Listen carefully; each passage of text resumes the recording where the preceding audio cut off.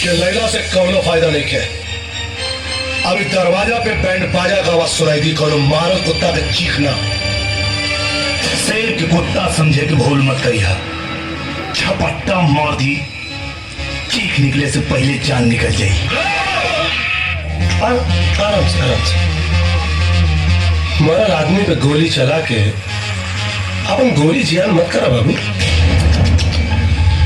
बेचारा महतारी के चिता का राख ठंडा भी ना भाई। मोहब्बत का गर्मी तोहरा के हमारा दरवाजा पे लिया के खड़ा कर दस। मोहब्बत के गर्मी ना, माई के दिहल वादा। सर झुका के मान जेबा ठीक हो जाए, ना तो तोहरे करेजा पर चढ़ के तोहरे बहन के साथे साथ फेरा लेके ओके अपने माई का पतोह बनाए। हमरा करेजा के अपना बाबूजी के वसीयत में मिलल जमीन बुझता रे ना।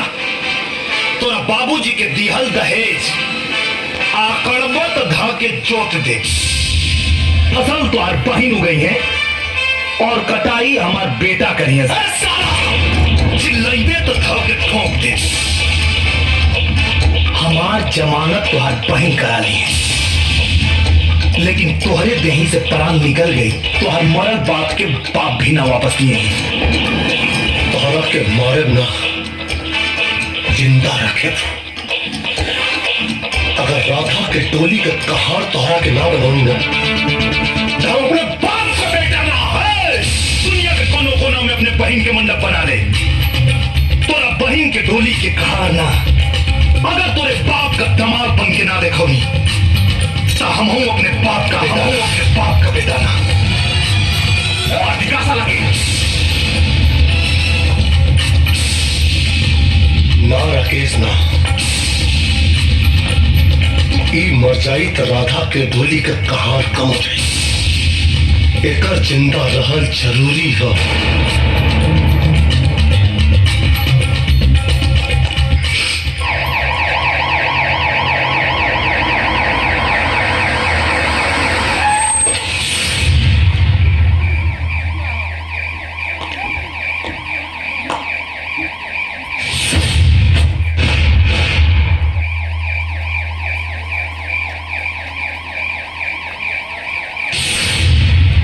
किशन कहाँ रहेला?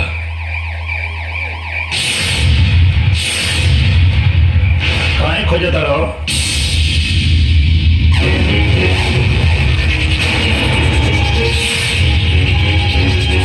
कहाँ रे?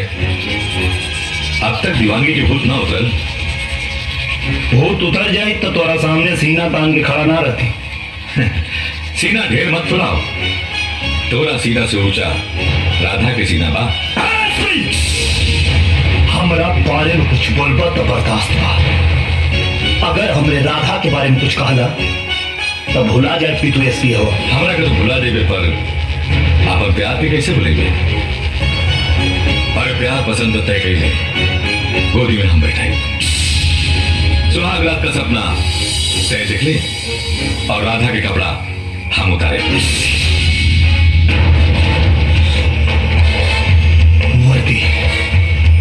वर्दी की कदर करता नहीं, ना तो तोहरा के दे इतना मार मरती कि सारा गर्मी उतार देती।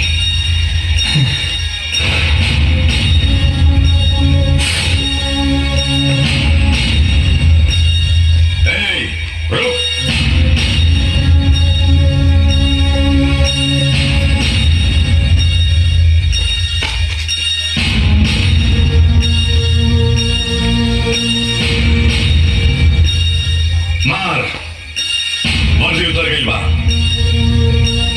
अब तोर कपड़ा ना, तोर चट्टी उतार के मारेगा। बाद में राधा के कपड़ा।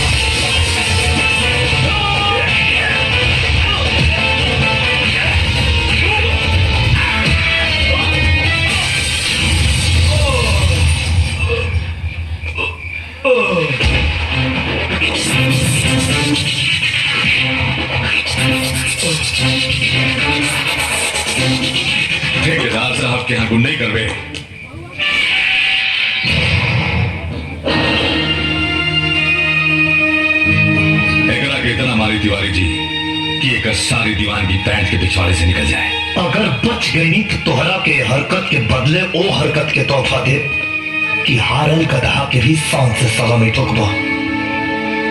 पहले पुलिस के सलामी के मतलब तो समझ ले, फिर हमरा के समझाइए। जी सर।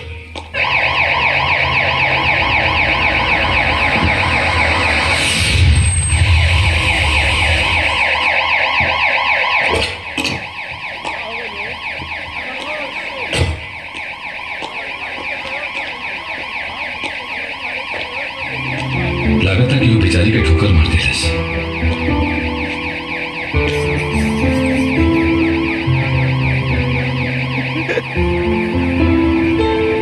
सांस तो चला था, अस्पताल लेके चले के चाहिए।